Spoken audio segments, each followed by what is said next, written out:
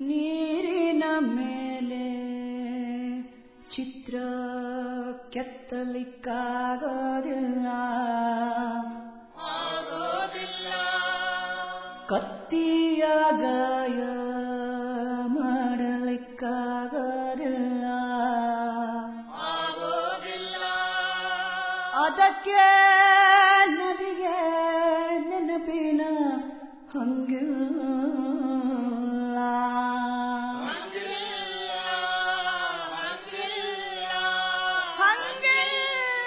Actually, I won't go through the whole process of my playwriting and so on. What I thought was, I would simplify the whole issue by taking just one play I wrote, Yayati, and explain how I wrote the play. You know, how as a playwright, how I think about writing it. It's my way of writing the play, but at least it will give you an insight into how one thinks. Other people may write differently. Writing a play is like building a house. It really is, what you need is a sense of architecture. You need to fit everything in together. Let me give you an example. I mean, when my wife and I, we were going for a walk down the 15th cross, this was 20 years ago, when there were actually plots there. Now there are no plots now, of course, there are old buildings. And we saw a beautiful tree, a rain tree. And the rain tree was spreading, and my wife said, you know, that's a rain tree, and what happens with the rain trees is that it has bipinnate leaves, and the leaves open up during the day and close at night. So that during the day you have shade, and at night you've got moonlight. So I said, how marvelous. So we said, we'll buy this plot, which is underneath, so that we can build a terrace under the tree. We can have, you know, dinner parties and so on under the tree, so that, you know, during the afternoon we'll have shade, and at night we'll have moonlight. So once we decided that's where under the tree the terrace was going to be, the rest of the house virtually built itself, because once that space was there, we could have a dining room downstairs, because, you know, just the same space downstairs fitted perfectly for the dining room, so that we could have a kitchen there, so that from kitchen the food could come to the terrace, it could also go to the dining room. What I'm saying is that once we decided to build the house under the tree and use the terrace, the rest of the house virtually built itself. And this is what should be happening if you write a play. This is what my belief is. It may also be that I was trained in mathematics, so mathematics trains you to think like that. If A is equal to B and C is equal to D, then if C changes its value, how will it affect A? You know, it's a kind of logic. Before I begin, let me first define what a play is. Because very often people think a play is just conversation. No, a play is not conversation. A play is dialogue. Now, there is a difference between a dialogue and a conversation. Conversation is something that happens. You are going in a train, you hear two people talking, you hear, oh, they're having a fight, or they will run away from home, or, you know, they're in love with each other. That's it. Then they get down and go, and that's the end of that. But what happens in a dialogue is that dialogue, it may be 10 minutes, it may be an hour, has to give you an idea, give the audience an idea of who they are. What are their characters? Who are these people? Where have they come from? I mean, much more has to be employed by the dialogue than would be said by the people, you know. And so a dialogue is much more resonant. It has to tell you about, it has to create in your mind the characters, it has to tell you a background, it has to go on from there. And what happens in a conversation is, well, an event happens. Two people are talking, as I said. Someone may be saying, no, as soon as I go there, I have to go to the bathroom. That's it. That's nothing more than that. But in a dialogue and in a play, there has to be some kind of conflict that interests the audience, some kind of clash. Now, it need not necessarily be from opposite sides, you know, with each other, which means, and this is the most important principle of playwriting, in a play, one character is always trying to persuade the other person. Persuade to do something. You know, it may be persuade to fall in love. It may be to marry me, to give up your property, to run away. In Macbeth, it's Lady Macbeth who's trying to persuade Macbeth to kill someone, and so on and so on and so on.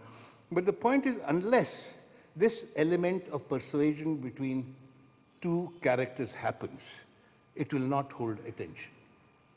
You know, this is what makes any relationship interesting. What does one character want out of the other character? And how is the other character responding to the first character. And this element of trying to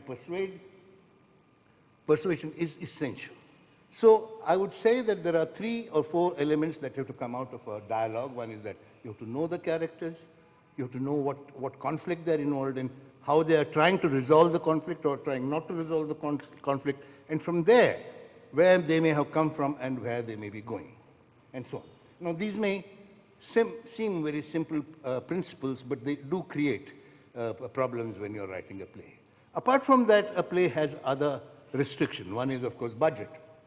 How much money do you have to make a play? How much can you, spend in a play? How many characters can you have? Is it going to be a play for 3 people, 10 people, 200 people? You don't know. And that the most important restriction on a play is the capacity of the audience's bottom to sit. You know, because if the bottom gets tired, people leave.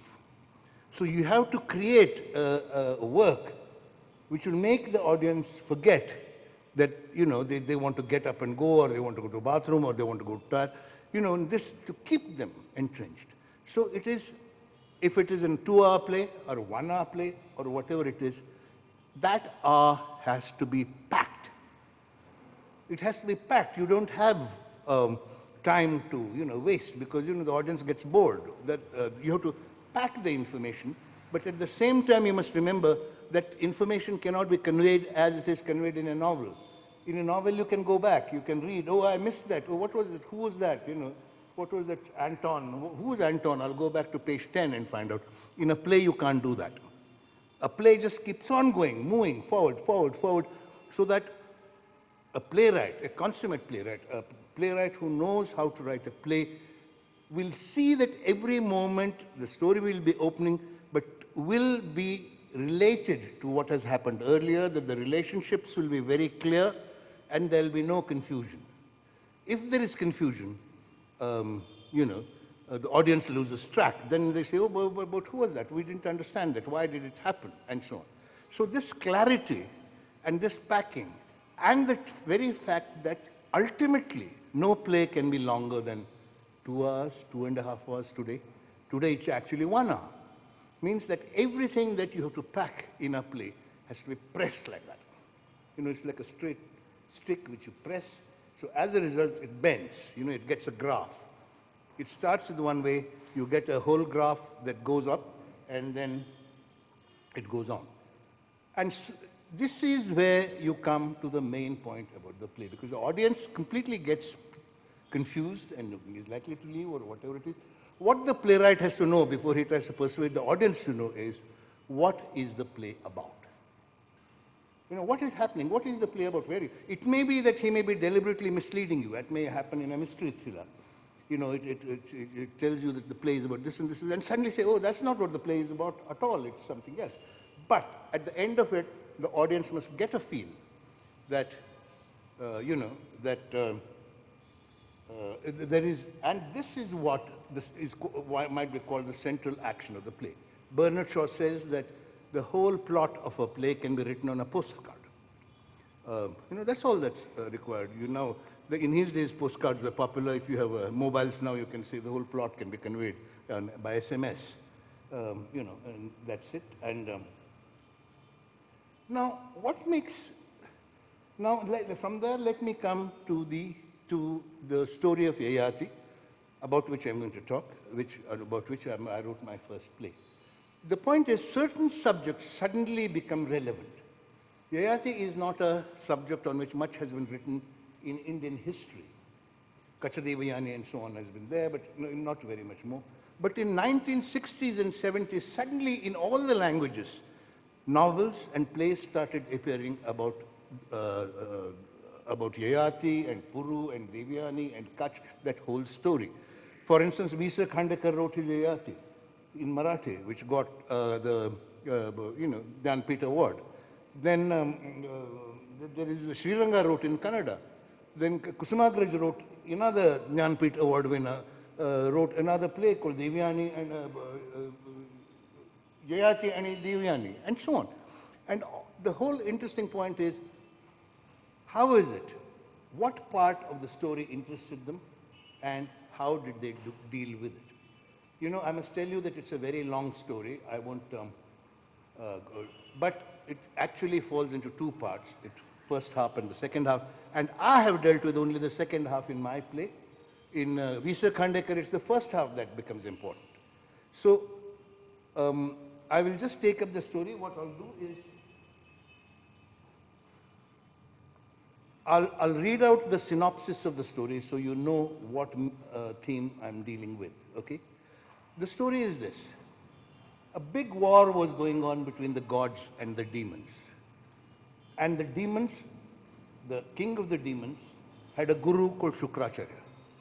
Now this Shukracharya knew how to bring the dead back to life, you know, so that as the people were killed, as the Devas and the Asuras and the gods killed the demons, Shukracharya was helpful in bringing the demons back to life to fight and so on. So he was very, very invaluable to the demons. Okay.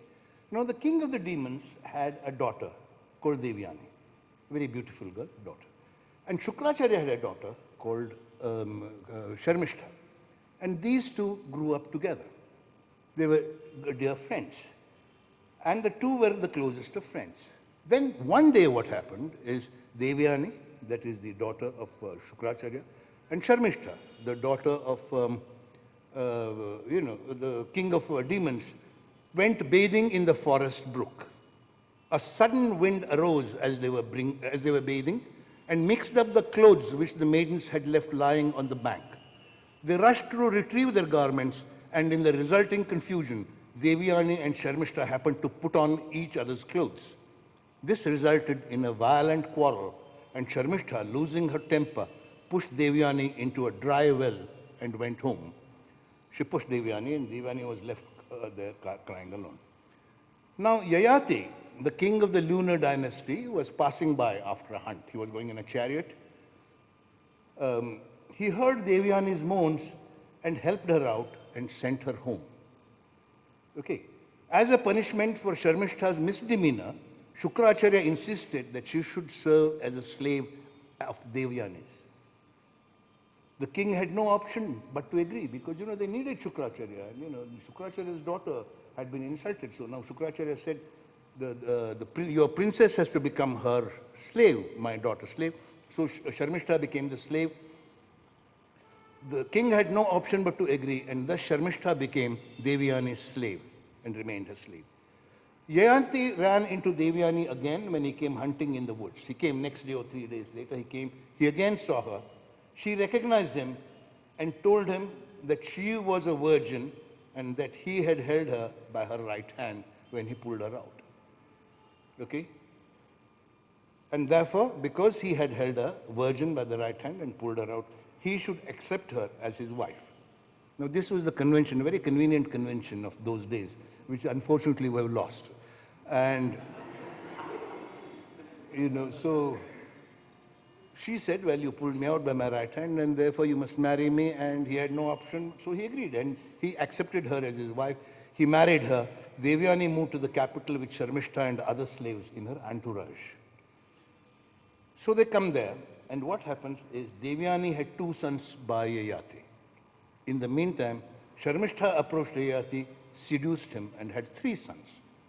However, she managed to mislead Devyani by claiming that she had had her sons by some hermit and not by the king. When Devyani discovered the truth, she flew into a rage and fled to her father, Shukracharya.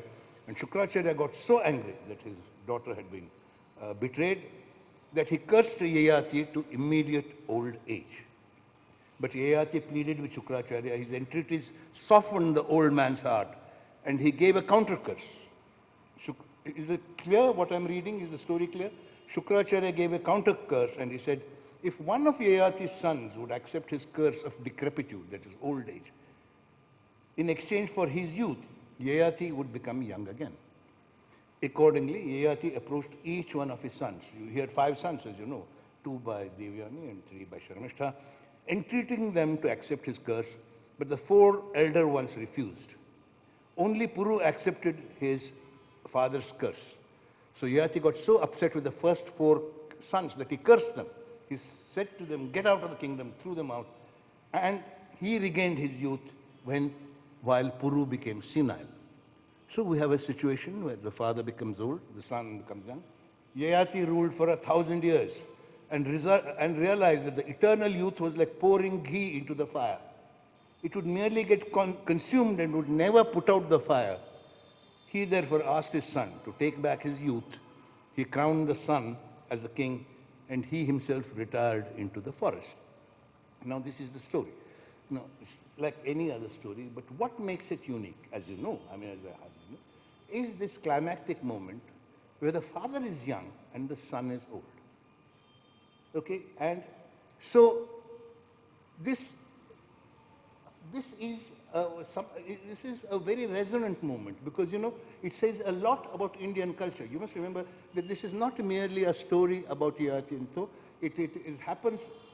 What happens if you look into Western mythology? The most resonant Western myth we know is that of Oedipus. In Oedipus, what happens is that the son aggresses against his father. He kills his father and marries his mother. That's what Freud tells us, and he says that is what happens in the West. Well, in India, that's not what happens. In India, it's always the parental generation aggressing against the child. This is one example. Here is Yayati saying, you know, I want sex, I want to continue my sexual life, so you become old. And it's not only this story, there are all kinds of stories. You know the story of Shantanu and Bhishma. Shantanu, the king, goes and he goes hunting and he sees Matsyagandha, he falls in love with her. And Matsyagandha's father says, but you have a son. You know, he will marry, he will have children, and my daughter's children will get nothing. So what does Bhishma do? He says he abjures all sex. He says, I'll never go to a woman. Let my father marry this woman and I will stay away from sex. In effect, what Bhishma does in the story is castrate himself, virtually. He says, you know, so that Dushyant can continue to enjoy sex. You know, that's it. Take the story of Ganesha. You must have heard, this must have been repeated.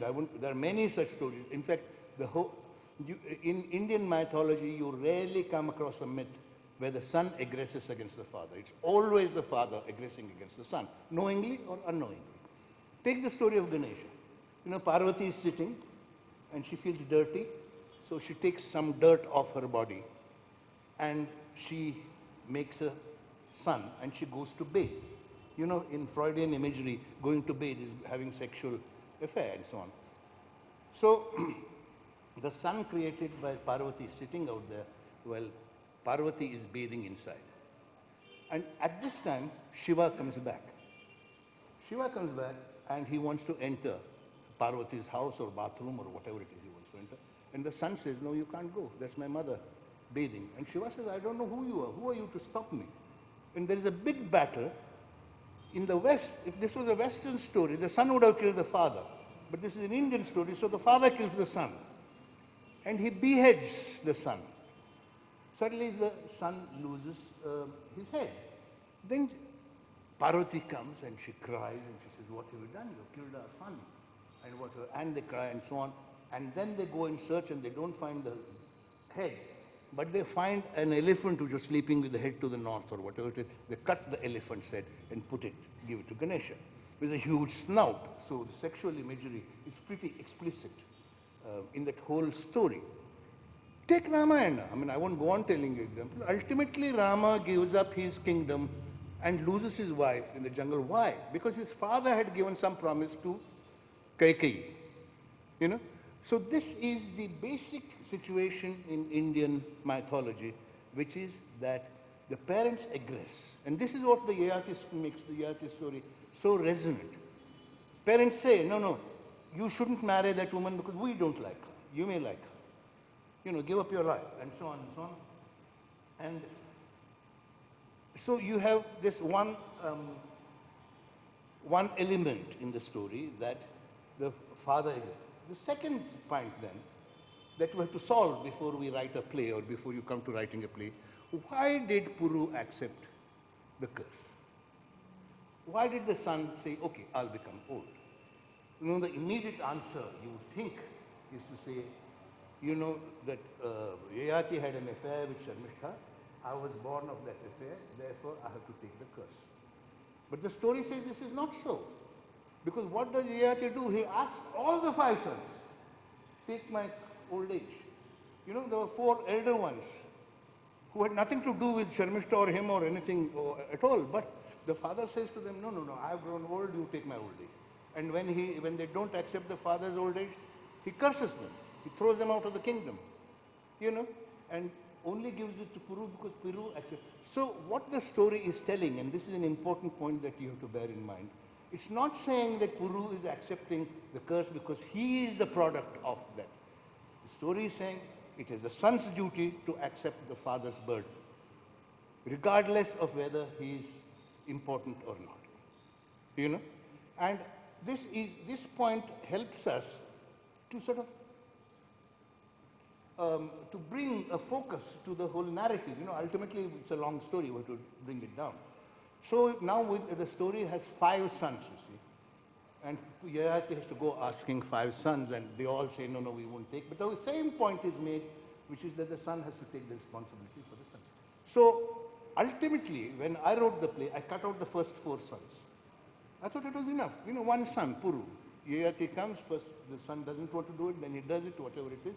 Now, this is my way of looking at it. If someone was interested in the 5 sons, he could have given them different characters. You know, if you have seen The Dirty Dozen, the dozen dirty people are all interesting. You know, you don't feel that it's being repeated, or Panch Kaidi or whatever is the Hindi remake of that. You know, so it is possible to have 5 sons.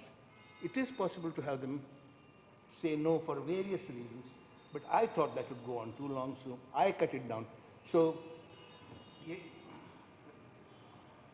Yayati says, Yayati says, now we come to the third point. You know, now we have started writing the play, and we are now saying how to put it on stage. You know, all this has to happen on stage in 2 hours and so on. Now Puru accepted the curse. So how old would it have been? 16, 17, 18, you know? He would have been adult.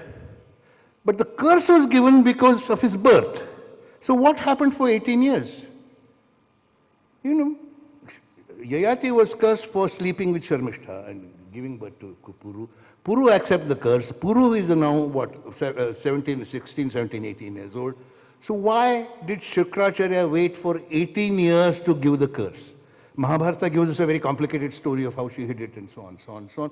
But as I said, the story says it's not important that Puru should take it because he was born of that liaison. It's not important. So in my play, what I did, I cut it. I said, Puru, when Sharmishta seduced Yayati and Yayati slept with her, Puru was already 16 or 17 years old. He was some other. I'm trying to tell you how I crafted the play, or how a playwright crafts a particular thing. So now already 4 sons are out of the play, and Puru is 18 years old, and Yayati tells him, when he takes the father's old age, Puru is what, 17, 18, and he takes, the old age, and he is some other woman's son. He is not Sharmishta's son. He doesn't feel guilty because of his birth or whatever it is. Now, having said this, having sorted this out, let's go back to the beginning of the story. We have the demon king, we have Shukracharya, and we have the 2 women. Now, these 2 women are supposed to be great friends. But think of them as characters. Devyani, Brahmin, probably fair, probably beautiful. Sharmishta, Rakshasa demon, probably dark, and almost certainly looked down upon as a Rakshasi by the Brahmin woman. And yet, economically it's the other way around. Sharmishta is the princess. She's the powerful one. Well, Devyani is just a poor Brahmin's daughter who is dependent on the king for his living, the Brahmin. So the Brahmin as well as the daughter must have been humiliated by many remarks somewhere or the other, about their position, about a Brahmin being dependent on a Rakshasa force. So when you see these 2, Sharmishta and Devyani, together, you may say they are friends, but you can already imagine the kind of tensions that must be between them. The story simply says they went bathing, there was a wind, their saris got mixed up. But obviously it was not so simple. There The saris getting mixed up was only the culmination of a hatred or whatever tension brewing between the two women, because what does Sharmishta do? She pushes her in a dry well and goes away. It's not a small thing, you know. She really is violent and pushes Devyani, and she goes away. And so you have a background which is really fraught with emotion, fraught with tension, which you have to, if you're a playwright, unravel. Fine, Yayati comes. Now what happens is, in the original story, they said, Yayati comes, rescues her, sends her home. Then Sharmishta is made the slave. Then Yayati comes again after 3 or 4 days. And then Devyani waits to say, you held my hand, you know. For a playwright, you know, Devyani waiting for 4 or 5 days is too long. I mean, you know, if she's been in the well, the king has pulled her up. She sees that it's the king, handsome man, beautiful. He pulls her up. Why should she wait till she goes home to tell him? So in my play, what happens is that she pulls her up and she says, yes, you saved me, but you saved me by my right hand. Now accept me as your wife. So we cut off all the in-between trash, and we simplify things. It's only after he accepts her that they go home, and Shukracharya then sends Sharmishta with Devyani as a slave. So we have got the bare bones of it. Now, what I have been telling you until now is not what a playwright does. This is what a carpenter does. You know, when all the studios that make television series and so on, and they want to make a film of Kanur Hegarty, say, or they want to make a film of The God of Small Things, you take the novel, you give it to a script carpenter. The script carpenter sits there and says, no, this is not necessary. 5 people know it's not necessary. Well, who's going to go through that whole background necessary? You pare it down. This is technical work. This is not creative work. This is anyone with any intelligence and storytelling can do what I have so far been telling you to do. Now, the problem always comes in small things, not in big things. Yayati brings Sharmishta to the palace. No, Devyani to the palace. Sharmishta comes as the slave. Sharmishta seduces Yayati. How does she seduce him? Now, this is not as small a thing as you think. Devyani, Yayati is surrounded by women. You know, that whole palace is full of women, beautiful women. Just because Sharmishta comes to him and says, sleep with me, he's unlikely to do it because he knows that he will upset Shukracharya. You know, something must happen. Sharmishta must create a situation in which she can show to Yayati that she is important, that she's as important as Devyani, that she's, as intelligent and as creative, whatever it is. How does she do it? Now, this is where the playwright comes in. You know, as I said, until now, any carpenter can do. Now here, how did Sharmishta seduce Yayati? All the 4 versions that I mentioned, Khandekar's and they're all different. Each one has a different story as a solution to it. So I'll tell you what I did, what solution I did. Sharmishta already had pushed Devyani through a well. So we know that she has a foul temper. She's not a ordinary namby-pamby. She comes as a slave, and she's burning with the humiliation that, you know, she's a slave. And having come, she doesn't behave like a slave. She behaves like a slave, but she makes life miserable for everyone. You know, she knows she can't be sent back. She's been forced into this slavery. So in the palace, she creates absolute havoc, you know, turning everyone's life upside down and so on, so on, so on, until Yayati decides now to send her back. And only he can send her back. So he comes to Sharmishta and he says, no, look, why don't you behave yourself? I'll send you back. So she said, you can't send me back. I'm a slave. I've been made a slave by my father. And so he says, now look, what's the solution? So she says, there is a solution. She takes out a tube of poison. I'll take this poison and that will solve the problem. So she wants to drink it. When Yayati goes and grabs her hand and says, stop it. And she says, you're holding my right hand. You see? And she said, now you're ruining me. I'm a virgin. You're holding my right hand. Now you have to accept me. So when I thought of this, I said, yes, I'm a playwright. You know, no, this is a solution no one else would have thought. I thought of it. because it does another thing. It repeats that whole action of holding the right hand of a woman, which is not usual for the modern audience. You would have forgotten. But it gives that right hand a particular significance. So, but in the so he sleeps with her, then she's a Rakshasi, she probably is more sexually more alive than Devyani, who's a Brahmin, namby-pamby Brahmin woman or whatever it is. In any case, he feels attracted to her, and he now feels that he must keep her. Devyani is upset. She says, send her back. You can't keep her there. So Sharmishta says, I won't go. I mean, where will I go? I mean, this. And the king says, what are you upset about? There are hundreds of other slaves I sleep with. This is one more. To him, it's nothing. But to Devyani, it is the ultimate insult that this woman whom she wanted to humiliate has actually turned the tables or beds or mattresses or whatever it is on her. So what happens, Devyani runs to her father, and she says, and Shukracharya, and Shukracharya curses Yayati. Okay, now another technical problem arises that we have to solve.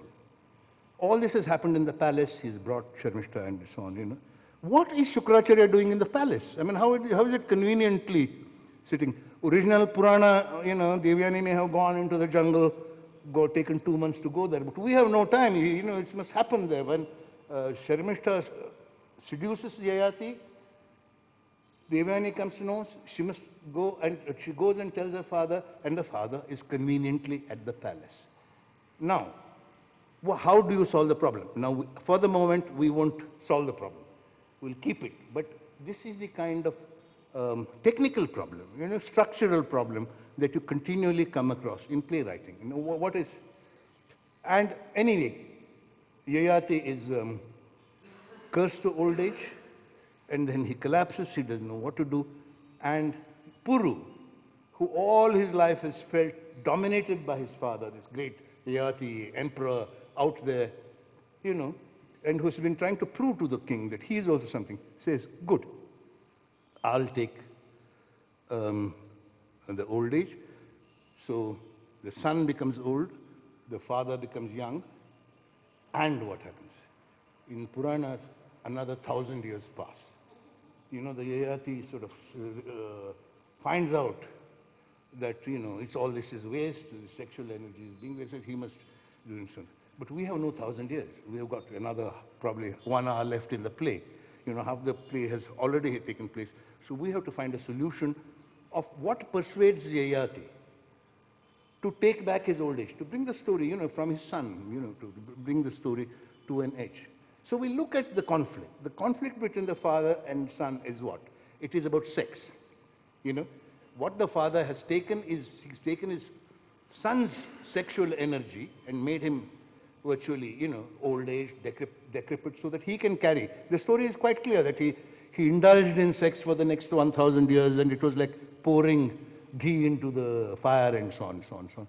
So we have to find a solution which is around the sexual confrontation, and what the story does is focus on Yayati. So I said, now let's look at Puru's sexual energy. So what I did, I gave him a bride. He's just got married and he's come. When the play opens, Puru has come to the father's palace with a young girl he has just got married. And this solves one technical problem. Now you know why Shukracharya is there. That was an embarrassment we hadn't solved earlier. Now what is Shukracharya doing there? Now we know what he's doing. He's there because his grandson has come with his bride, the Devyani's stepson, and he's come to bless him. So he's conveniently there to give a curse or whatever it is. So Puru comes with his wife, and then what happens is, as a result of this exchange, the wife, Puru becomes old. So here is a young woman who's come to start a new life in expectation of living with her husband, who suddenly finds that her her husband is old and her father-in-law is young. So the logical thing for her would be to go to the father-in-law and say, well, you accept me, you know, because I have come to, just a logical thing. But you can't immediately come to that conclusion because this audience will be totally unsympathetic, you know. So you have to create sympathy for the daughter-in-law now first. You see, these are the little things. Now we're already halfway through the play, coming to the end of the play, last act probably, and you have no time. So you have to show her agony before you can make her do something that important, you know. So what happens is this: she comes. There is a maid. I haven't talked about, of course, Swaranalata, and the exchange has taken place. Puru has become old. He's become decrepit. He's become, sorry, again, I keep doing this, but I have a stage voice. I hope that's decrepit, old. He has ugly. And what the maid does, who has an important role in the play, is when Chitralekha comes, that is Puru's wife, she takes her to the bed chamber and she starts putting out all the lights. And when Chitralekha says, why are you putting out the lights? She says, it is the, you know, the first night of after marriage in the palace, so it should be dark. That's the convention. You shouldn't see. But actually, what Swarnalata is trying to do is to see that she doesn't see Puru's face. You know, Puru is old and so on. So she puts out all the lights, and Chitralekha says, no, I must greet him first. You know, what a great thing he's done now. He has taken his father's curse. This is marvelous. I'd never realized I had such a marvelous husband. Please bring him. I want to do Aarti. And she takes the Aarti and holds it up to his face to do Aarti. And the light falls on his face, and she suddenly sees how terribly ugly he is. And she screams. And she drops the Aarti. And she says, I'm not going to this man at all. I know it's impossible. He's so hideous that I can't. Now, if you, having given this build-up, I know the audience she has got audience's sympathy now. Now, you know, she can do the daring thing because she's seen a young woman going through these agonies and so on. And so we go to the next step, which is that Yayati comes to persuade her, Chitralekha, saying, do, you know, take your husband back. Look, I'll rule. My kingdom needs me. I have experience. My son doesn't have experience. Take him. They persuade, all that sort of. And, but she says, what about my youth? I mean, you know, then she says, oh, you sleep with me. We are now reached the stage in the plays where we can make her say that, because the audience's sympathies are now not with Yayati, but on her side now. So she says, sleep with me. And Yayati is horrified. And he says, what is this? You're being immoral, you're being this, you're the princess of the royal family. How can you behave like that? Such vulgar demand, this, that. And she says, but this is the consequence of your act. It's not a consequence of my act. You know, you think you become you can accept your son's old age and nothing will happen, everything will remain as it is. It will affect all things. But Yayati is not so easily persuaded. He says, no, he spurns her and says, get away and you're a foul woman and so on. There's no solution. So Chitralekha says, you know, when I came here today, I found a solution here in my bed. And she picks up that bottle of poison. And she says, here is poison. If I take this, this will be over. She starts taking the poison. Yayati jumps and says, stop it. And then withdraws his hand because he can't hold her hand. You know, so she says, no, look, I'm drinking poison and you won't even stop me. She doesn't know the history. You know, so this holding the hand is repeated the third time now with another meaning. And Yayati just says, stop it, don't drink. But he won't stop her by holding the hand. And the young woman drinks poison. She dies. You see, she's dead. So here, on the day of the wedding, you have a dead body, a young woman would come. So, you know, Sharmishta has been hovering around, you know, telling Yayati, please don't do all this sort of thing. And once Chitralekha dies, of course, the play comes to an end because Yayati realizes what are the consequences of his action. This is only the first death, but there will be other deaths. Here is a perfectly nice 17, 16-year-old girl who he drove to demand sex from father-in-law, then he drove her to suicide, and now, you know, it's all that sort of thing. So, he says, no, it was folly on my part. And he calls Puru and says, you take the old age, take back, I'll take my youth back, and he leaves. And Puru says, but what does all this mean? On that question, the play ends, because he has learnt nothing. You know, he's just got caught in these sort of many things, and the whole play ends on that note. So that is, that. Now, what I was trying to do is why one puts in characters. Why, you know, what kind of, the point ultimately is to make any character act only with motivation. You know, a character must have motive. And then, and here I hope, each character, you know, it does. I mean, you know, Sharmish acts in a particular way because she has a motive to settle score with Devyani. Devyani has a motive. Shukracharya has a motive. Everyone has a motive, and the motives clash. You know, and they create tragedy because they, you know, they are either unable to persuade each other or meet this. So that is the main purpose of my, that's the main paper that I wanted to present to you about why I structured Yayati. So I hope I have been able to persuade you that there is a structure of logic from one to another, that in any important play, any important work, if it's important, that you need to have. To some extent, to what extent you succeed or not is, well, depends on the play. But if you see the great plays of you, I mean, the most frightening play in that one, in terms of sheer logic, is King Oedipus. You know, it's like being wrenched. You caught on and you can't get out of it. It logically goes from one to one to one to one to until the tragedy happens at the end. Well, thank you very much. I think we'll stop on that. Thank you.